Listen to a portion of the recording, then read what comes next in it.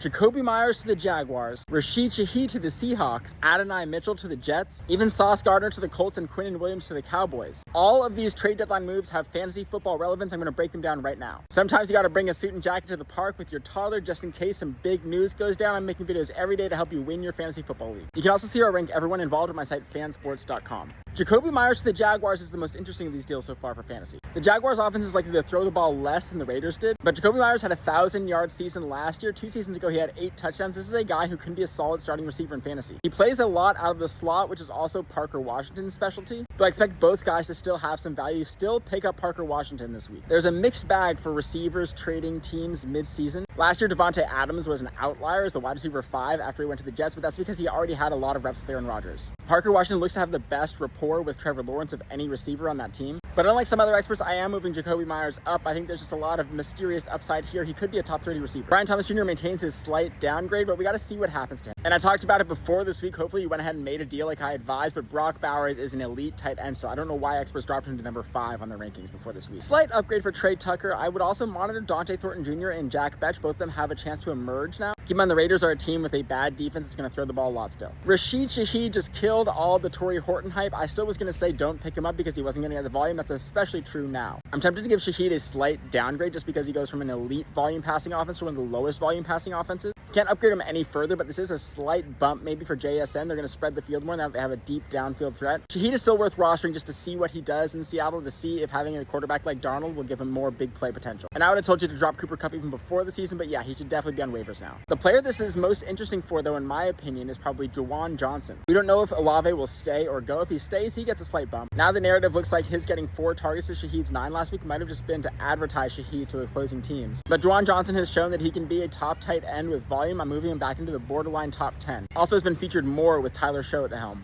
Adonai Mitchell is worth a stab. The Jets don't have any receivers. He's a deep play threat. His highlight of this year actually was an amazing football play before he dropped it before going into the touchdown. 2nd round draft pick, elite prospect pedigree, still very young. Let's see what happens. Jets are also apparently trading away their whole entire defense, so this is going to become a pass-first offense that's playing from behind a lot, which is good for receivers. Also gives garbage time hero Justin Fields a slight bump up. Now let's talk about Sauce Gardner. This is actually a slight upgrade for Jonathan Taylor of all people. The Colts defense improving means more volume and better field position for the offense, and I think Sauce Gardner is the kind of guy who can single-handedly make a big impact. Similarly, on the Cowboys, where Quinnen Williams is going, I'm going to slightly downgrade Dak Prescott. He's in a crowded range of quarterbacks right now, and I just dropped him slightly because this is starting to look like a team that wants to have a solid defense finally. At the same time, Javonte Williams is solidified as a top 10 running back now. I'm updating my rankings for all these guys on my site, fansports.com. Check that out. Thank you for spending a few valuable minutes of your day with me. I'll make another video breaking down the trade deadline as more news comes in. Stay learning. I'll see you in the next one. Peace. And for those keeping track, 36%.